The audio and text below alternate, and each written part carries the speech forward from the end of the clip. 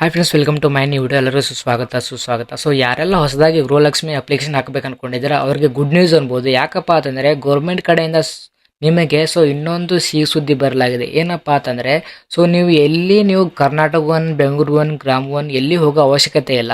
ನಿಮ್ಮ ಹತ್ತಿರದ ಅಂಗನವಾಡಿಯಲ್ಲಿ ನೀವು ಹೋಗಿ ಅಪ್ಲಿಕೇಶನ್ ಹಾಕ್ಬೋದು. ಯಾಕಪ್ಪ ಅಂತಂದರೆ ಇವತ್ತು ಗೋರ್ಮೆಂಟ್ ಏನಂದರೆ ಇವತ್ತಿನ ಕನ್ನಡಪ್ರಭ ನ್ಯೂಸ್ ಪೇಪರಲ್ಲಿ ಏನಪ್ಪ ಅಂತಂದರೆ ಒಂದು ಆರ್ಟಿಕಲ್ ಬಿಟ್ಟಿದ್ದಾರೆ. ಅದು ಯಾವ ಆರ್ಟಿಕಲ್ ಇಲ್ಲಿ ನೋಡ್ಕೋಬೋದು.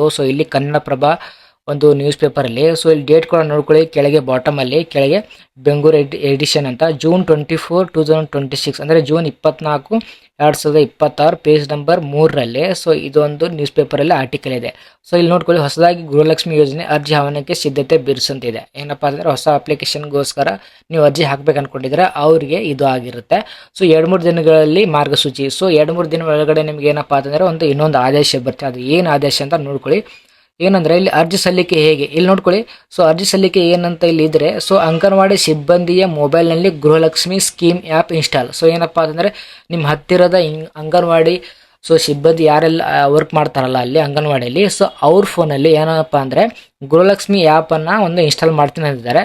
ನೆಕ್ಸ್ಟ್ ಬಂದ್ಬಿಟ್ಟು ಈ ಆ್ಯಪ್ನ ಮೂಲಕ ಅನಕ್ಷರಸ್ಥರು, ಬಡವರು ಅರ್ಜಿ ಸಲ್ಲಿಸಬಹುದು. ಏನಪ್ಪಾ ಅಂತಂದರೆ ಈ ಆ್ಯಪ್ ಮೂಲಕ ಯಾರಪ್ಪ ಅಂತಂದರೆ ಯಾರೆಲ್ಲ ಸ್ಕೂಲ್ ಎಜುಕೇಷನ್ ಇರೋಲ್ಲ ಅವ್ರ ಹತ್ರ, ಅಂದರೆ ಶಾಲೆ ಕಲ್ತಿರಂಗಿಲ್ಲ, ಅವರು ಅಲ್ಲಿ ಹೋಗಿ ಏನಪ್ಪ ಅಂತಂದರೆ ಅಪ್ಲಿಕೇಶನ್ ಹಾಕ್ಬೋದು.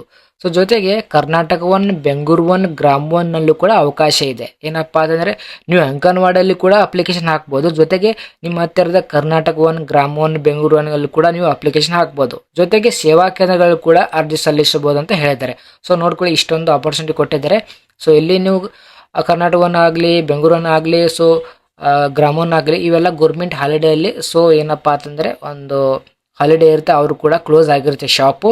ನೀವು ಏನಪ್ಪ ಅಂತಂದರೆ ಅಂಗನವಾಡಿಯಲ್ಲಿ ಕೂಡ ಹೋಗಿ ಅಲ್ಲಿ ಅಪ್ಲಿಕೇಶನ್ ಹಾಕ್ಬೋದು. ನೆಕ್ಸ್ಟ್ ಬಂದ್ಬಿಟ್ಟು ಅರ್ಜಿ ಸ್ವೀಕಾರ ವೇಳೆ ಬಯೋಮೆಟ್ರಿಕ್ ಫೇಸ್ ರಿಕಗ್ನಿಷನ್ ಸಂಗ್ರಹ ಇರುತ್ತೆ. ಏನಪ್ಪ ಅಂತಂದರೆ ಅಪ್ಲಿಕೇಶನ್ ಹಾಕಬೇಕಾದ್ರೆ ಕ್ಯಾಂಡಿಡೇಟ್ ಯಾರು ಇರ್ತಾರಲ್ಲ, ಅರ್ಜಿ ಯಾರು ಹಾಕ್ತಾರಲ್ಲ, ಅವ್ರು ಏನಂದರೆ ಅವ್ರದ್ದು ಹೆಬ್ಬೆಟ್ ಅಂದರೆ ಬಯೋಮೆಟ್ರಿಕ್ ತೊಗೋತಾರೆ. ಜೊತೆಗೆ ಫೇಸ್ ರಿಕಗ್ನೈಸೇಷನ್ ಅಂತಿದೆ. ಫೇಸ್ ರಿಕಗ್ನೈಸೇಷನ್ ಅಂದರೆ ಲೈವ್ ಆಗಿ ಅವರು ನಿಮ್ಮದು ಫೋಟೋ ತೆಗೆದು ಅಲ್ಲಿ ಒಂದು ವೆರಿಫಿಕೇಶನ್ ಮಾಡ್ಕೋತಾರೆ ಅಂತ ಹೇಳಿದ್ದಾರೆ.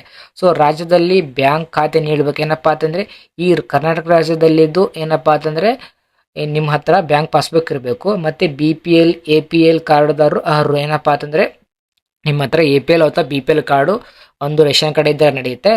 ನೆಕ್ಸ್ಟ್ ಏನಪ್ಪ ಅಂದ್ರೆ IT GST ಪಾವತಿದಾರರು ಯೋಜನೆಗೆ ಅರ್ಹರಾಗೋದಿಲ್ಲ ನಿಮ್ಮ ಹತ್ರ. ಏನಪ್ಪ ಅಂತಂದರೆ GST ದಾರರು ಮತ್ತು ಜೊತೆಗೆ ದೊಡ್ಡ ಬಿಸ್ನೆಸ್ ಮಾಡ್ತಾ ಇರ್ತಾರಲ್ಲ ಅವರಿಗೆ ಈ ಅಪ್ಲಿಕೇಶನ್ ಹಾಕೋಕ್ಕೆ ಬರಲ್ಲ ಅಂತ ಹೇಳಿದ್ದಾರೆ. ಇಷ್ಟೊಂದು ಮಾಹಿತಿ ಗೌರ್ಮೆಂಟ್ ಕೊಡಲಾಗಿದೆ. 2-3 ದಿನ ಒಳಗಡೆ ಏನಪ್ಪ ಅಂತಂದರೆ ನೀವು ಅಂಗನವಾಡಿಯಲ್ಲೂ ಕೂಡ ಹೋಗಿ ಅಪ್ಲಿಕೇಶನ್ ಹಾಕ್ಬೋದಂತ ಇನ್ಫಾರ್ಮೇಷನ್ ಬಂದಿದೆ. ಓಕೆ ಫ್ರೆಂಡ್ಸ್, ಇಷ್ಟೆಲ್ಲ ಮಾಹಿತಿ ನಿಮಗೆ ದೊರಕಿದೆ. ಒಂದು ವೇಳೆ ನಿಮಗೆ ಅಪ್ಲಿಕೇಶನ್ ಇವಾಗೇನು ಹೊರಗಡೆ ಕೂಡ ಅಪ್ಲಿಕೇಶನ್ ಹಾಕ್ಬೋದು. ಒಂದು ವೇಳೆ ನಿಮಗೆ ಗೃಹಲಕ್ಷ್ಮಿ ಅಪ್ಲಿಕೇಶನ್ ಯಾವ ಥರ ಹಾಕಬೇಕು, ಅದು ಮತ್ತು ಈ KYC ಯಾವ ಥರ ಹಾಕಬೇಕಂತ ನಿಮಗೆ ಇದ್ರ ಬಗ್ಗೆ ಒಂದು ವಿಡಿಯೋ ಬೇಕಾದರೆ ದಯವಿಟ್ಟು ಕಮೆಂಟ್ ಮಾಡಿ ಗೃಹಲಕ್ಷ್ಮಿ ಅಂತ. ಮುಂದಿನ ನೋಡೋದಲ್ಲಿ ಗೃಹಲಕ್ಷ್ಮಿ ಅಪ್ಲಿಕೇಶನ್ ಯಾವ ಥರ ಹಾಕಬೇಕಂತ ನಾನು ನಿಮಗೆ ಇನ್ನೊಂದು ವಿಡಿಯೋ ಮಾಡಿ ನಿಮಗೆ ಹಾಕ್ತೀನಿ. ಓಕೆ ಫ್ರೆಂಡ್ಸ್, ಈ ವಿಡಿಯೋ ಇಷ್ಟ ಆದರೆ ದಯವಿಟ್ಟು ನಮ್ಮ ಚಾನಲ್ ಸಬ್ಸ್ಕ್ರೈಬ್ ಮಾಡಿ, ವಿಡಿಯೋ ಲೈಕ್ ಮಾಡಿ ಮತ್ತು ನಿಮ್ಮೆಲ್ಲ ಫ್ರೆಂಡ್ಸ್ಗಳಿಗೆ ಶೇರ್ ಮಾಡಿ. ಯಾಕಪ್ಪ ಅಂತಂದರೆ ನೀವು ಎಲ್ಲಿ ಕರ್ನಾಟಕ ಒನ್, ಗ್ರಾಮ ಒನ್ ಹೋಗೋ ಅವಶ್ಯಕತೆ ಇಲ್ಲ. ನಿಮ್ಮ ಹತ್ತಿರದ ಅಂಗನವಾಡಿ ಅಥವಾ ನಿಮ್ಮ ಹತ್ತಿರದ ಫೋನಲ್ಲಿ ಕಂಪ್ಯೂಟರ್ ಸೆಂಟ್ರಲ್ಲಿ ಹಾಕ್ಬೋದು ಅಂತ ಗೌರ್ಮೆಂಟ್ ಇವಾಗ ಸೂಚಿಸಲಾಗಿದೆ ಅಂತ. ಓಕೆ ಫ್ರೆಂಡ್ಸ್, ಸಿಗೋಣ ಮುಂದಿನ ನೋಡಿದಲ್ಲಿ. Thank you so much.